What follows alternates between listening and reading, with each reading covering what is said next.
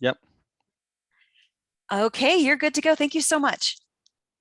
Okay, so my name's Mav, Alistair Mavin. I'm an independent requirements specialist, and I'm going to talk to you about EARS, Easy Approach to Requirements Syntax.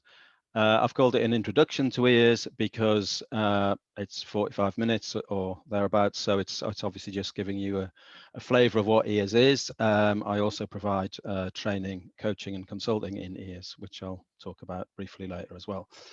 So EARS, come on, keyboard, wake up. There we are. So this is what we're going to talk about. This is an outline of roughly what I'm going to talk about. I'm going to give you a little background about myself. I'm going to tell you some of the people who already use EARS. Explain why you might want to use EARS. What's the reasons people might choose to use EARS. How EARS was developed in the first place. I'll show you the generic EARS template and the structure of an EARS requirement. And then each of the patterns that exist when you apply the EARS template and examples for each. I'll then give some lessons learned. One of the papers myself and others wrote about EARS was about lessons learned from many years of applying EARS. So that's practitioner lessons from actually applying EARS in real projects. So some sort of hands-on experience, if you like, distilled into some lessons. The benefits of applying EARS, and I've also got some stupid photos and stories and things just so it's not all just bullet points. So that's me. I do that silly face like that because I see a lot of people's profile pictures where they're trying to look thoughtful and enigmatic or something, and that's just me responding to that, you might say. And I found a shop called Maverick, so it's just a stupid photo. Anyway, so a bit about me. So I did a degree in business computing systems as a mature student at City University in London, and one of the modules was on requirements engineering. And I found it very fascinating then, and I still do. I think the reason I found requirements engineering so fascinating initially was because, unlike many of the subjects on the degree course, it wasn't very deterministic and black and white. It was about the real world, because to me, what is requirements engineering, and in a sense, what is systems engineering?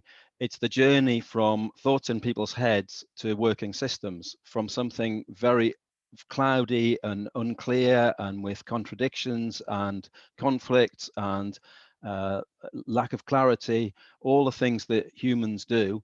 It's got all that vagueness, and you've got to go from a journey from that to actually something that behaves in a deterministic and predictable way. In many cases, that has to be certified as safe and all that type of stuff. And that's an interesting journey. And in a way, that's a definition of what requirements engineering, maybe even what systems engineering is. And I don't think you can do that without, understanding requirements engineering and accepting all the stuff that's in requirements engineering. So that's what I found interesting when I first heard of it as a subject, and I still find that interesting, I suppose. So I spent some time at City University doing research. Technically doing research. Effectively, it was applying research in industry, so it was working as a consultant, more or less. Then I worked for a company called Praxis Critical Systems, who became part of Altran and are now part of Capgemini, but they were at the time a fairly small consultancy specializing in safety engineering, requirements engineering, and so on. And that's where I learned a lot of my requirements work as well, knowledge as well. I subsequently worked at Rolls-Royce, which is probably the thing on my CV I'm most known for. I was at Rolls-Royce for 14 years, and during my time there, I sort of accidentally was involved in something that became EARS. I say that because the work that we did that led to EARS, we didn't set out to come up with a new notation. We were, like practitioners often are, we were doing some useful work, and then we reflected afterwards that maybe there was something useful in this for others. So we wrote a paper, and that became EARS. So why would people want to use EARS? Well, in very simple terms, I think it's true to say that most people like writing in natural language, and most people want an easy life. Or you might even say most people are a bit lazy, and they want to do whatever's easiest. So people want something that's natural language, and they want something that's easy. It's a very blunt, simplistic way of why you might want to use EARS. You don't have to just believe me. Here's some companies that use EARS. They're either companies that I've directly worked for or consulted to or trained in EARS, or in the case of things that are conferences on there, they're places that I've presented EARS. And some of those are organizations that do their own EARS training. So like Intel, for example, I haven't directly taught at Intel, but they do training in EARS. And as of more than 5 years ago, I know I was told that they'd trained over 10,000 people in EARS. So it's probably more like 20,000 people now. So they're probably the single biggest user of EARS, even though I haven't ever trained them. Within Rolls-Royce, I did EARS on at whole engine level, at control system level, for nuclear propulsion, for future systems, future programs, for a new factory build, at all levels of different documentation and so on, for regulatory compliance. So you know, it's widely used in many different domains, and it's taught at numerous universities. So how was EARS initially developed? I did say that we didn't set out to come up with a new notation. So what were we doing, and how did EARS happen? So a group of us were interpreting a document called CSE, the Certification Specification for Engines, which is the EASA, European Aviation Safety Authority, the body that issues the regulations for airworthiness in European airspace. So Rolls-Royce jet engines and control systems specifically in this case, the control system had to comply with that regulation. So we were interpreting this document, and there was a cross-discipline team of engineers doing this analysis. So there was a general systems engineer, a safety engineer, myself as a requirements engineer, airworthiness engineers, and where necessary, we brought in subject matter experts for particular functions or components. And together, we analysed each clause of CSE to see if it had an explicit or implicit requirement on the engine control system. And where it did, we tried to reword it, or we did reword it into something much more clear that was easier to verify. One of the key stakeholders in that, of course, was the airworthiness engineer, because if you interpret regulations, you've got to be certain that your interpretation is correct to ensure that your system, when built, does satisfy the intent of the regulation. So, as I said, we didn't set out to invent a new notation. So what did we do? Well, we started with a loose set of rules, which I suppose was my knowledge at the time and received wisdom, if you like, of good practice for writing textual requirements. And we started with a set of rules, which, as I say, was a loose set of rules, because we didn't write them down or anything. As we were interpreting requirements and writing them down, I was just using my knowledge. And as we went along, we made incremental changes to the rule set as we went along to incorporate the data that we were interpreting. So we continuously tested and refined the process and the rules as we were going on through the study, in effect. So CSE, as a lot of regulatory documents, contains what you might politely call a rich mixture of what I would call goals, or you might call needs, so very high-level aspirational things, requirements on both the engine control system, but also on other systems. Requirements on other systems. So domain statements, by which I mean from the context of a jet engine, things that are outside the jet engine, in the domain of the jet engine, that may be important, but that were not within our scope of supply. So there might be some statements that were useful to us and that we might want to record, but they were not requirements on the control system. CSE includes assumptions, and it includes general information, etc. So, you know, I say a rich mixture, you could possibly say wordy soup. A lot of words, some of which implied requirements, some of which was explicit requirements. So there was a lot of interpretation required. So I always think a good way of understanding the distinction between requirements and goals, which I think, or needs, as I believe and Cozy calls them, one of the key things for me in doing requirements engineering is understanding the distinction between goals and requirements, because it is very dangerous to start treating them as the same thing and to start trying to treat goals as requirements, word them as requirements, put shalls in them, assert that you will satisfy them, because goals are fundamentally aspirational, will include conflicts, and will not be achievable. So that's why they've got a picture of the Spice Girls. Obviously, they were requirements engineers, as we all know, and like their song said, tell me what you want, what you really, really want. That's a song about goals, not about requirements. So apart from the fact of putting in a stupid picture to break up the presentation a little bit, it's quite an important distinction. It's a crucial distinction, I think, to clarify that some statements that may appear to be requirements on your system of interest are actually goals. They're very aspirational things. And personally, I think they should be documented and recorded, but not as requirements. So that's one of the key things about stating requirements and wording them clearly and so on, is actually deciding what's a requirement first before you start doing that. So so we didn't set out to come up with a new notation, but we realized as we did this work that all the requirements were falling out into one of a small number of patterns. And with a little bit of refinement, we basically realized that we'd come up with a template for writing textual requirements. I'm not entirely comfortable with the term template, because template sort of implies brainlessly filling something in. And if you complete all these fields in a form, that you're somehow good. It's not quite a template in that sense, but anyway, the boilerplate requirements, sometimes people would call them. So it's a structure for documenting requirements. So I've said I don't like the word template, but I'm using it. Sorry about that. It's partly people call it a template, so we're stuck with it. So the ears template is made of a small number of simple clauses, and the clauses are always in a specific order.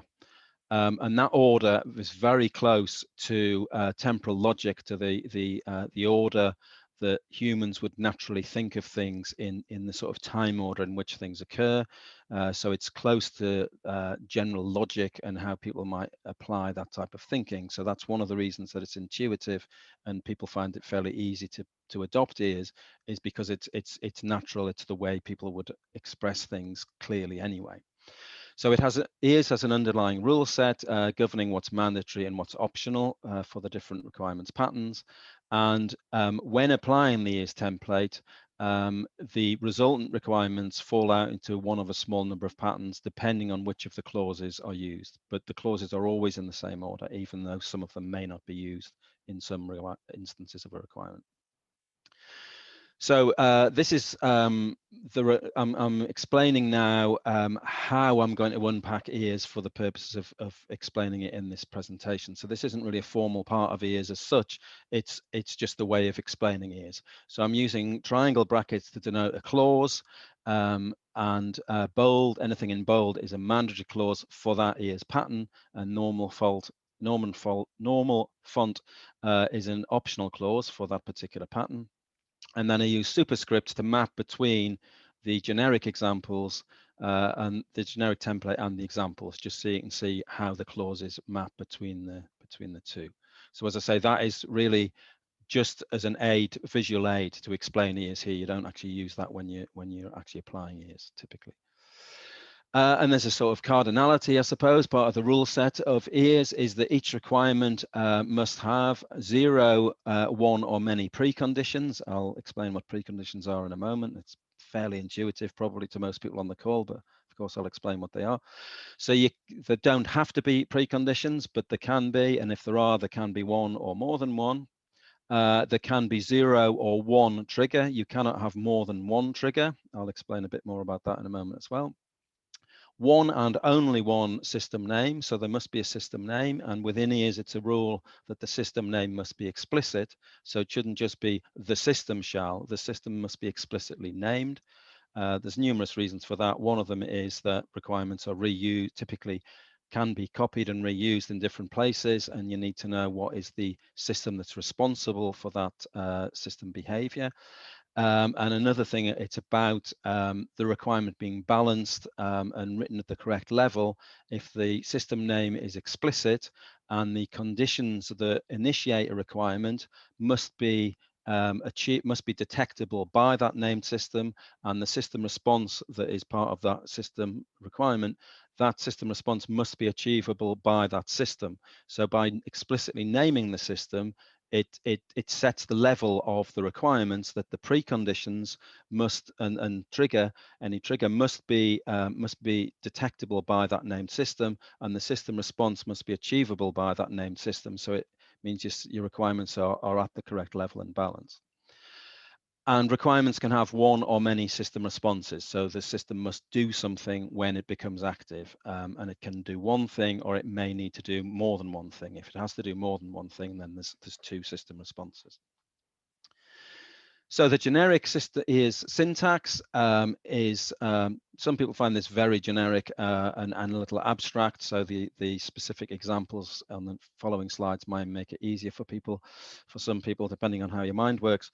But this structure, this syntax is generic across all EA's requirements. This applies to all EA's requirements. So while preconditions are true, there may be more than one precondition, but while any stated preconditions are true, when a trigger is detected, the system name shall system respond. So the precondition must be first, the trigger will be after that, the system name is next, an imperative like shall, and then the system response. So preconditions define conditions that must be true for a requirement to become active. So they're things in the domain of the system to be built. States that the system will detect, is capable of detecting, and whilst that state is correct, is detected, the system might need to respond in some way. A trigger is a discrete event detected by the system that it must respond to. So a very simple example is things like customers pressing buttons. That tends to be a discrete trigger. The system name must be explicit, as I've just said. And the system response defines what the system itself must do when the requirement becomes active. So when all any preconditions and the trigger are detected, that named system must do something, and the system response defines what it must do in those circumstances. Vanilla Ice, of course, I'm sure you're all aware, was also a keen requirements engineer. And the first line of Ice Ice Baby is stop, collaborate, and listen. So Vanilla Ice was clearly suggesting that you need to listen to your stakeholders and capture all their information before you write your requirements. A lot of examples of requirements engineers who've written music. If you can call Vanilla Ice a musician. EA's requirements classes. So there's broadly two types or classes of requirements that fall out if you apply the EA's template. So they are normal operation, or what you might call wanted behavior. So this is how you want your system to behave, as long as everything in its domain behaves in the way that you'd expect and like it to. So all interacting systems and users all behave in the most desired way in order to achieve the desired user outcome of interacting with the system. So to use a very simplistic example, which I'm going to use for my other examples in a moment, if you're using an ATM cash point machine to withdraw cash, for example, then there are many things that can happen when interacting with a cash point machine that may interrupt the successful completion of a transaction. So when putting your card in, putting your PIN in, checking your balance, deciding how much you want take out, etc. There's a lot of things that can go wrong there, and of course we need to understand those. But it's often useful to first consider normal operation and how do you want your system to behave when everything goes according to plan, if you like, a sunny day scenario. So all those on the good path, the normal path, are normal operation requirements within EA's. And typically, as I'm sure many of you on this call would normally do anyway, when eliciting and possibly even documenting requirements, it's quite often useful to first do normal operations, sunny day analysis with a scenario or something, and consider everything going according to plan and what are the requirements for that. And then in a second pass, going through and looking at what's your unwanted behavior. So your what if analysis, where you can then typically go through the same scenario and say, okay, what could go wrong at that point? And what might you need to do to mitigate this unwanted, unexpected, undesired behavior? And within EA's, they're called unwanted behavior requirements. So what you might call rainy day scenarios. So I'll first of all talk about normal operation, and then I'll talk about unwanted behavior. So within normal operation patterns, there are 4 different patterns. 4/5. I'll explain why. So ubiquitous requirements are requirements that are always active. So this is things that the system must always do. It's a continuously, it's a behavior that you want the system to behave, to exhibit at all times. So it's continuous behavior. Continuous, not in a software engineering way, but continuous in terms of persisting. So, and state-driven requirements, they're denoted by the keyword while. So while some condition is true, the system needs to respond in some way, and state-driven requirements are active as long as the precondition holds. Event-driven requirements are denoted by the keyword when. So when something is detected, the system needs to respond to that event. And then effectively the vanilla building blocks of states and events can be used to build more complex requirements for richer system behavior. So while some condition is true, when some event is detected, the system shall behave in some way. So combinations of EARS keywords generate complex requirements. So I said there were 4/5 normal operation patterns. The fifth one is an option requirement, which perhaps ironically is itself optional. So an option requirement uses the keyword where, and that's a very simple mechanism to handle product or system variations. So in very simple terms, to explain that very simply, you might say where some feature is included, the system shall do something. So I don't know, where a car has a sunroof, there shall be a control panel on the driver's door or something. So you would only need a control panel for the sunroof if you had a sunroof. So the requirement only applies to options that have that feature. Not necessarily the best example, because one of the reasons why I would say the option requirement is it's just a simple mechanism, and it works for relatively simple product variation. If you've got a few simple variations, so it probably wouldn't be applicable for a car where you have multiple possible variations on a platform. But if you have a basic system or product offering and you have 2 or 3 simple options, let's say, then this might be one simple mechanism for doing that. It's not covered in any detail in this presentation, but it is in the papers. So a bit more detail in each of those patterns. So ubiquitous requirements, there's no precondition or trigger, so it's the simplest EARS pattern. So all these parts are mandatory, they're all bold for a ubiquitous requirement. So the system name shall system response. So ubiquitous requirements are used to define system behavior that must be active at all times. I've put continuous in inverted commas, and I did touch on just before that software engineers think of continuous functions in a slightly different way to what I mean by continuous, which is why I put it in inverted commas. So it's something, it's a behavior or a response that you need your system to exhibit at all times. So for example, the ATM shall use electrical supply from the national grid. So the actual requirement would not have that tagging on. The tagging with the superscript is just to show how the clauses of that textual requirement map to the generic pattern of the generic ubiquitous requirement at the top of the page. So the ATM shall use electrical supply from national grid. I should perhaps point out, apparently in, I think it's North America, there is a company called National Grid. That's not what I mean. In the UK, the national grid means the whole network of electrical supply. Token stupid picture of an ATM. State-driven requirements, so they are denoted by the keyword while. So while some precondition, or there may be more than one, while the stated preconditions are true, the system name shall system response. So these requirements are active while the defined state remains true. So for example, while bank system is processing, the ATM shall display processing, please wait. So the bank system processing is something, it's a state, it's something from the perspective of the ATM that is external to the ATM, the bank system, the back end system somewhere, that is processing for a period, and as long as that processing is true, while that state remains true, you want the ATM to display this message to the customer. Event-driven requirements, they're denoted by the keyword when. So when some trigger is detected, the system name shall system response. So these requirements are initiated only when the triggering event is detected at the boundary of the system. So when the customer enters withdrawal amount, the ATM shall check the customer balance. So again, the superscripts just maps to the generic pattern, and the clean EARS requirement without the tagging is at the bottom.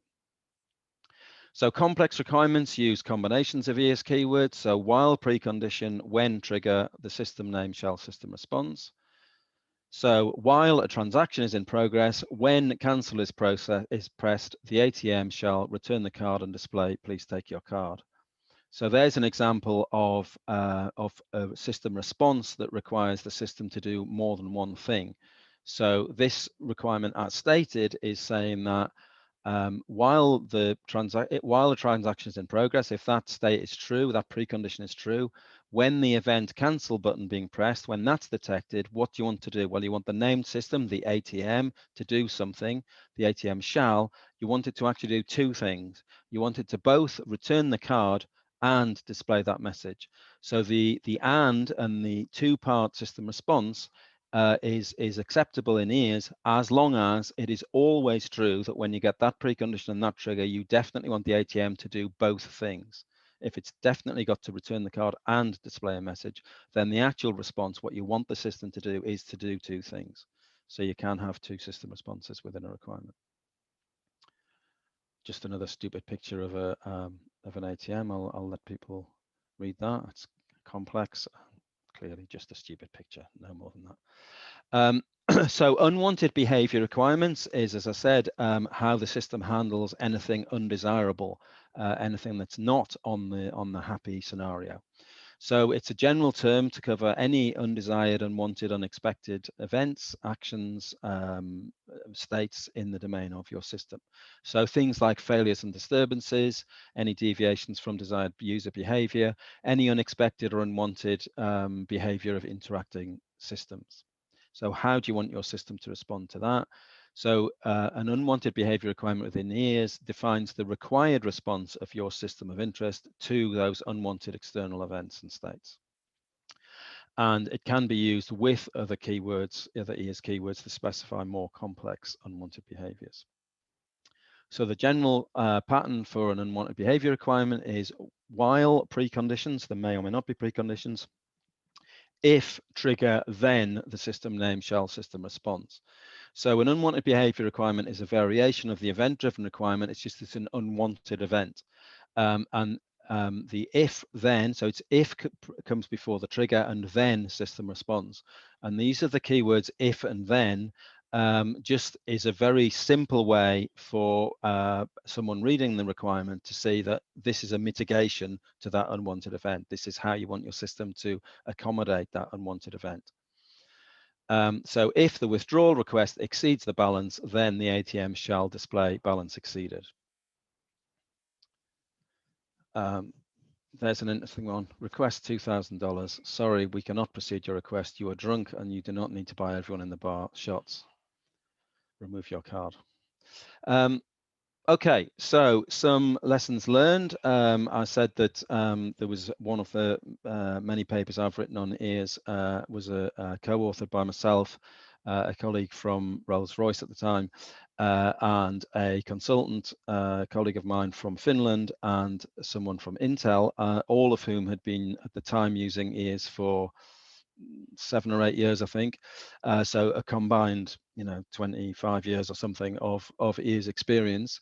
And we pooled our experience and lessons learned from applying EARS. So we attempted initially to write a set of a paper that was talking about lessons learned from applying EARS. But we quickly realized that actually a lot of the lessons that were learned from applying EARS were more general lessons to requirements engineering, or they were lessons to natural language documentation of requirements, or they were general lessons to elicitation of requirements or something. So we ended up, the actual paper, which is called Lessons Learned. EARS is a great title for a notation because there's lots of pun potential. So the paper's referring to here is called Lessons Learned, and it's got from memory, something like about 15 lessons, general lessons for requirements engineering, and 8, I think it is, lessons specific to ears, something like that. Anyway, I can't remember, it was a while ago. But I've distilled some of the key lessons into this slide. So one of the key lessons that we all felt was important was to recognize, as I said in one of the earlier slides, or I touched on with the spy skills picture, and I talked about the types of information within the clauses of CSE. Typically, a lot of documents that are the source of requirements will include goals, requirements, domain statements, information, etc. So lots of stuff that may be important, may need to be documented, may be things you need to understand and know and interrogate in order to do a good system development, but they are not necessarily all requirements. So you need to understand what are requirements. When writing requirements using ears, one of the lessons learned about applying ears is that I think people tend to write requirements iteratively. So this is a personal observation as well, that rarely do people, however experienced they are and however well they know the domain, rarely do people in their first attempt at writing a requirement write it correctly in one go. You almost always have to write it and improve it. And but one of the things that people find is that when people know the ears patterns, they tend to one of the first things you do before writing a requirement is think, right, which ears pattern does this fit into? And your first draft requirement will be within an ears pattern. Great. But you don't want confirmation bias where you then decide, oh, that's the right pattern, and then you only review it with that in mind. So one of the key things is to challenge the ears pattern. So for example, if you said that a requirement you thought was an event-driven requirement that was when some event is detected, I want my system to behave in a particular way, you should then say to yourself, is it always true that when that event is detected, I want that system response? It may be that there's a precondition where while this external thing is true, when that effect is detected, I want to do this. While some other condition is true, when that event is detected, I want to do something else. So you should always challenge your ears pattern.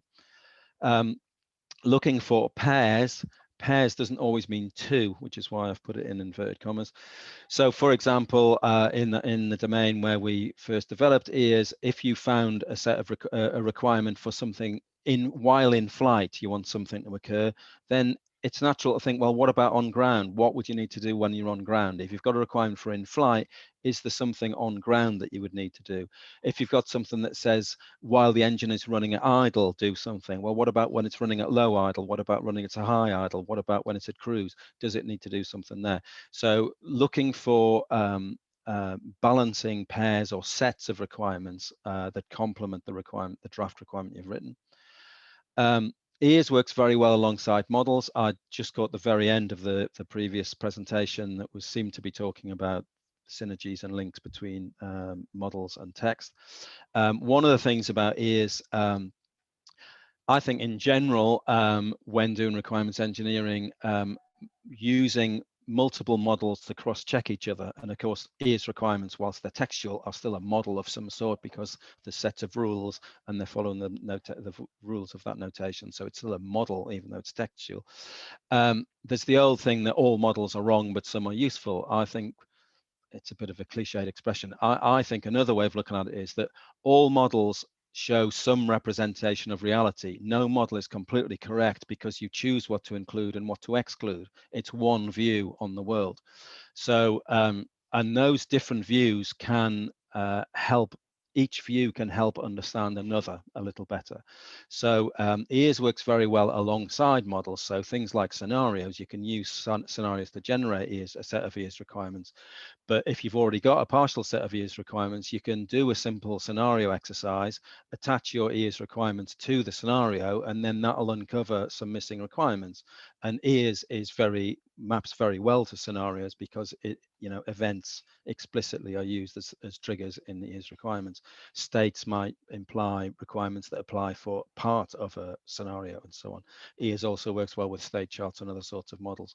So using models to cross-check a set of requirements, using requirements to cross-check a model, and different models to cross-check each other, I just think makes sense. But ears, in its structure, maps quite easily to quite a few different models within SysML and other types of notation. Requirements evolve. I think I've said that requirements change over time.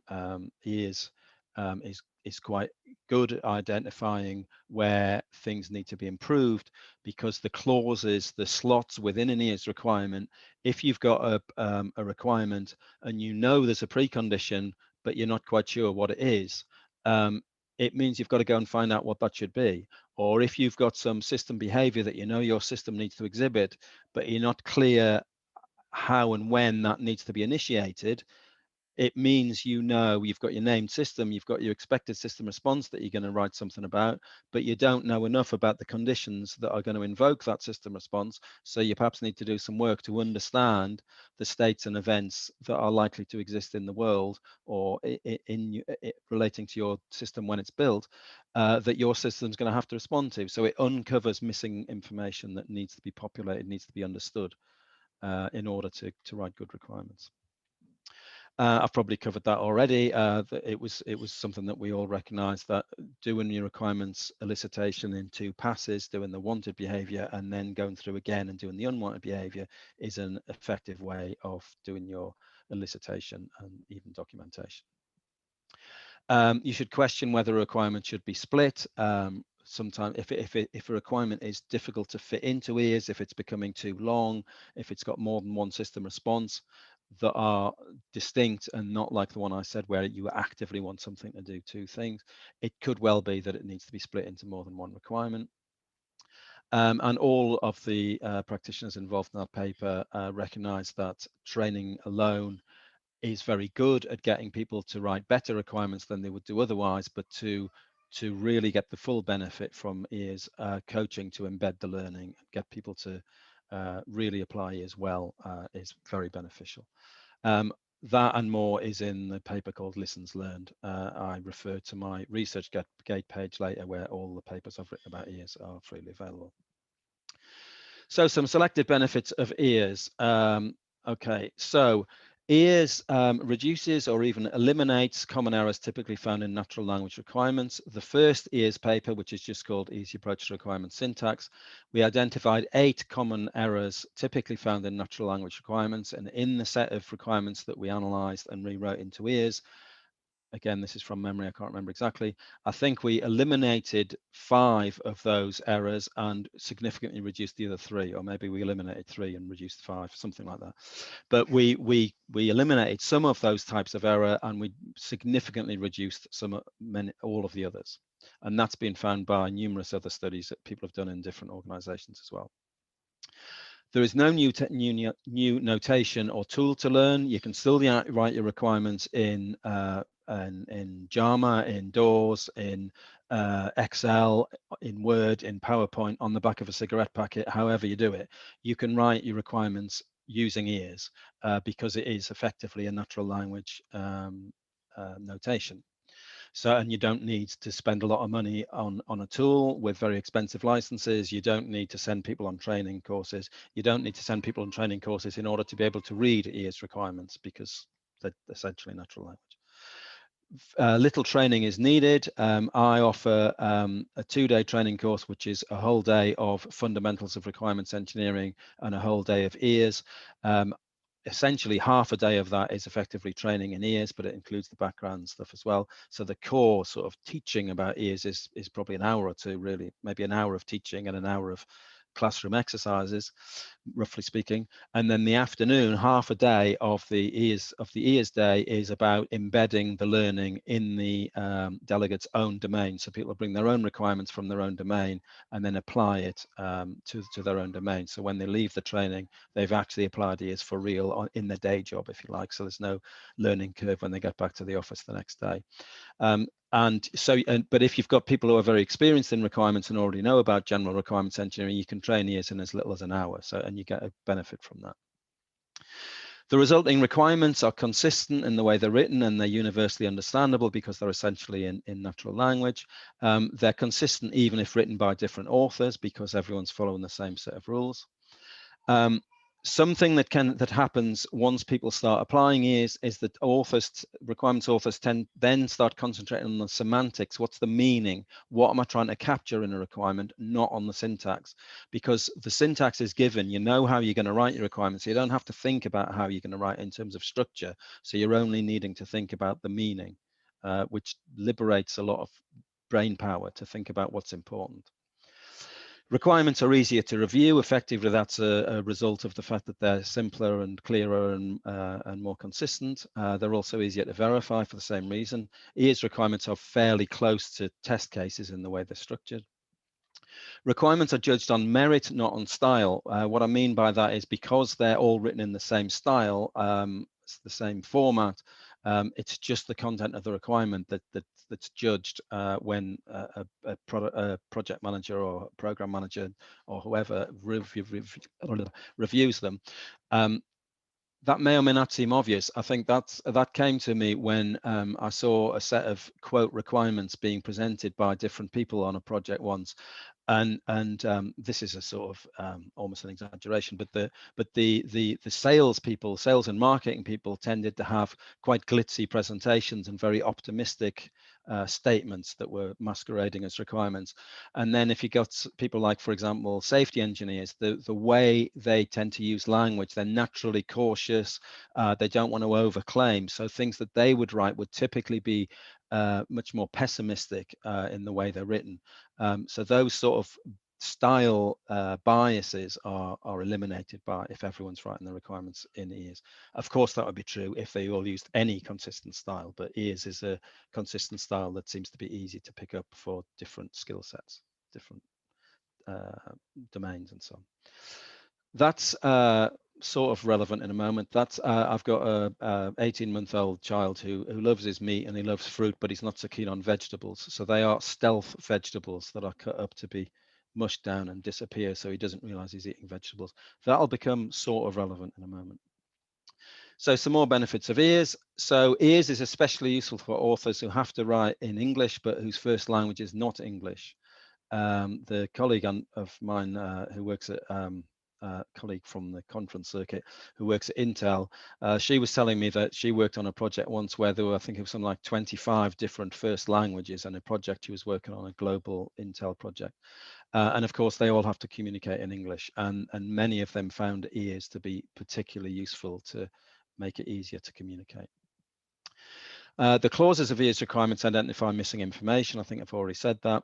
I probably already said that as well. Requirements written in EARS are balanced and written at the right level. So the named, explicitly named system, as soon as you name that, like, so if you get a draft requirement, you start writing, you say, oh, the system's got to do something, right? Okay, which system has to do that?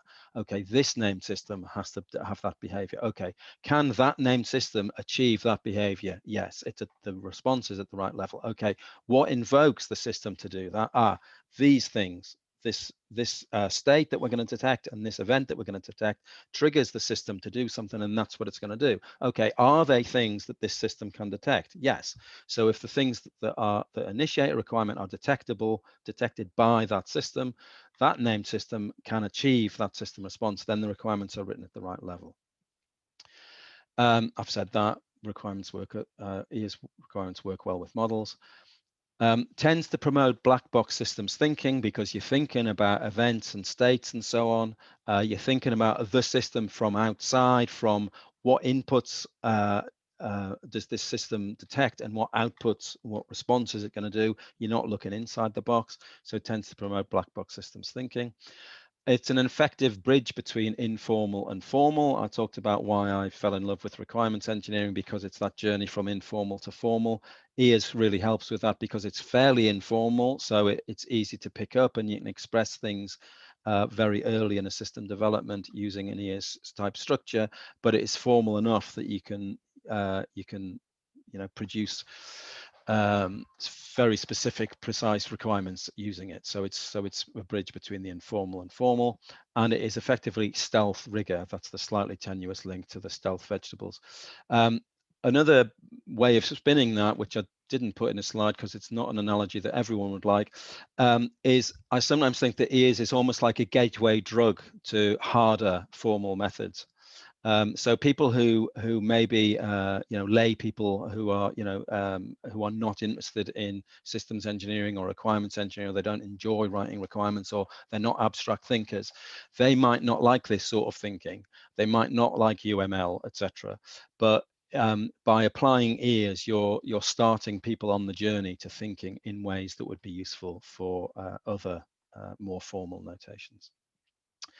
And an engineer, senior systems engineer at a large North American engineering company, I'm not allowed to quote them directly because they're one of those companies that don't talk about who they work with, said, if you can't write it in ears, you don't understand it.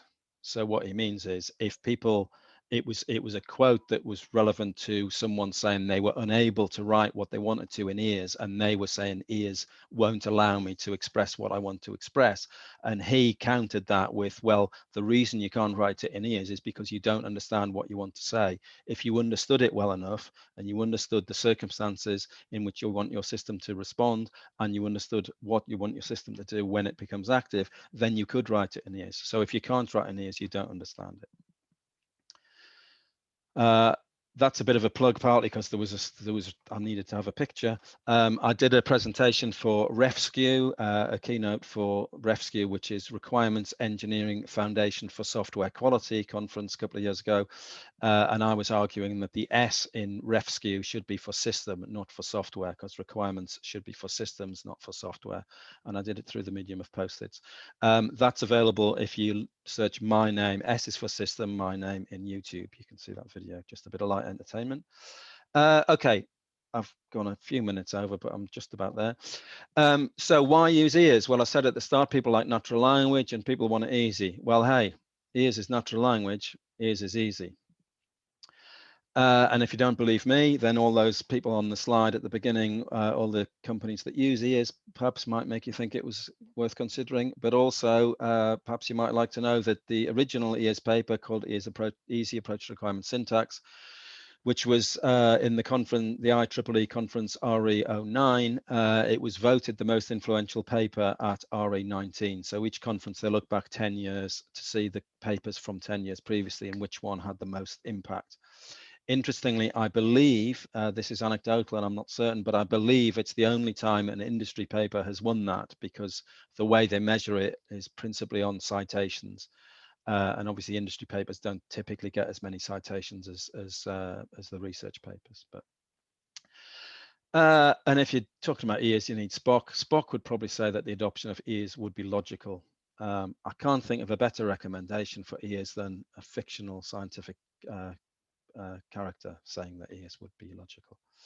A bit of a quick sales pitch. I do ears and general requirements engineering training, coaching and consulting.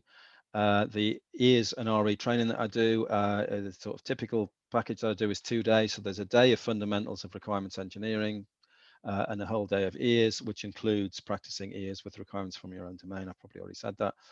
I try to make my requirements, it's obviously intended to be effective. People find it very effective. I get very good positive feedback, but it's also engaging and fun. I try to make it interesting. I also do creativity and innovation support within requirements engineering, help them come up with novel product ideas and so on. And I do give keynotes and invited presentations. And there's my contact details, email, website. That's the ears page on my website. And all my papers are at ResearchGate. As easy as clicking on that would be to just search for ResearchGate and then for my name. All my papers are there. And there we are. That's me. And I will take any questions. We have a few in the chat, actually. I think Pascal was first. I don't know if you can see the chat, but Pascal, you're actually welcome, since you had a few questions, to unmute if you'd like and go ahead and ask.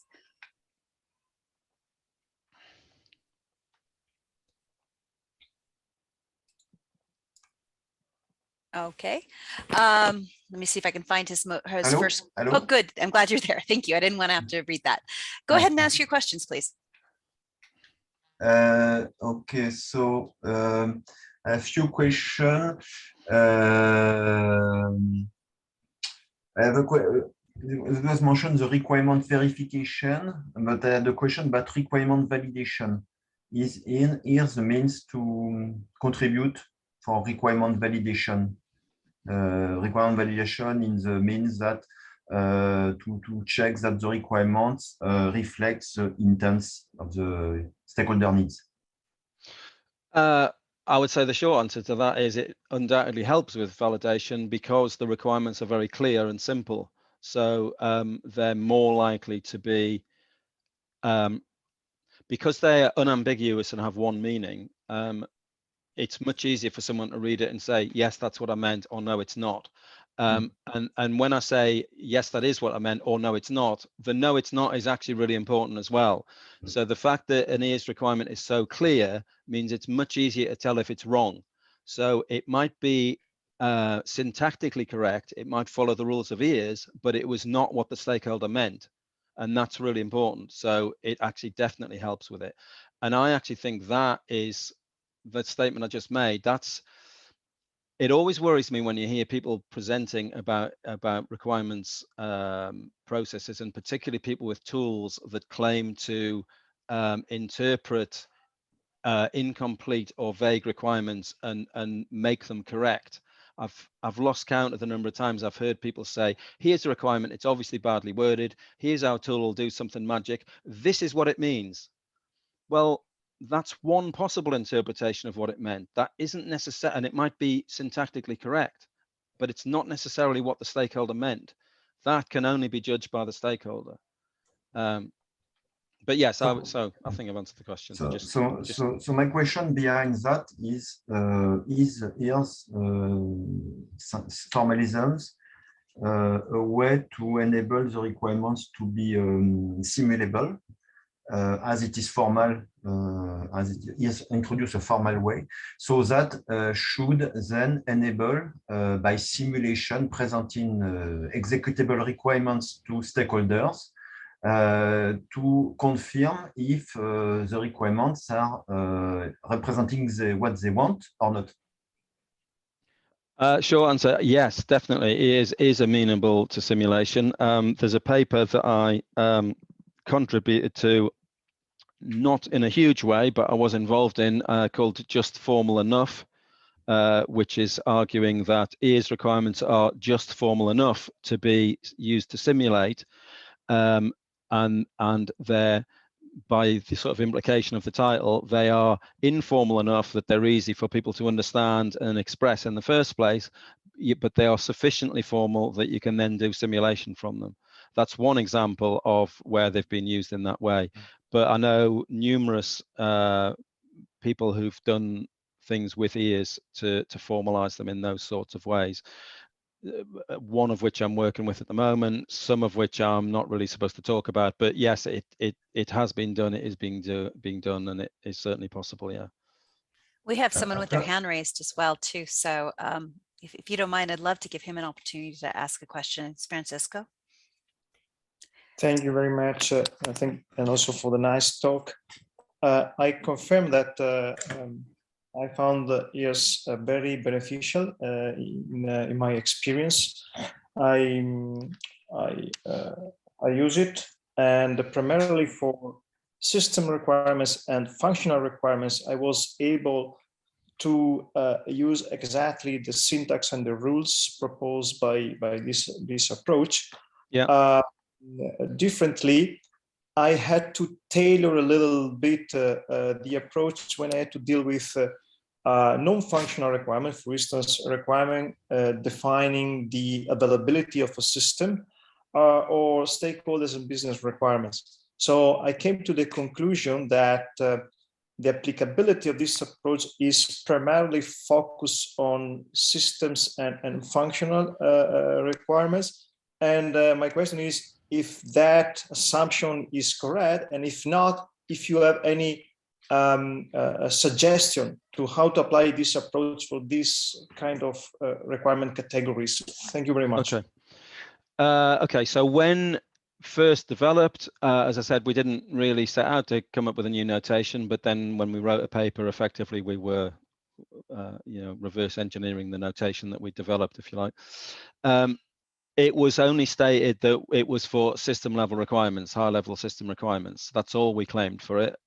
However, having published it, we used it more widely within Rolls-Royce, we being not just myself, but other people within Rolls-Royce who used it at different documentary level, different levels of documentation, different system levels, and other people in other organizations did as well. And basically it became used in lower and lower levels.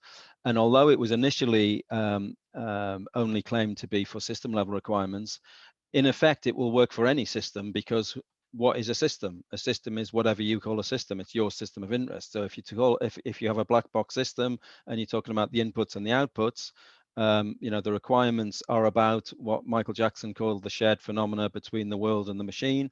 So your system responds to inputs at its boundary, and what does it do? The system responses things that it does that's visible at its boundary. So the system is whatever you call a system. So in that sense, it can work at different system levels.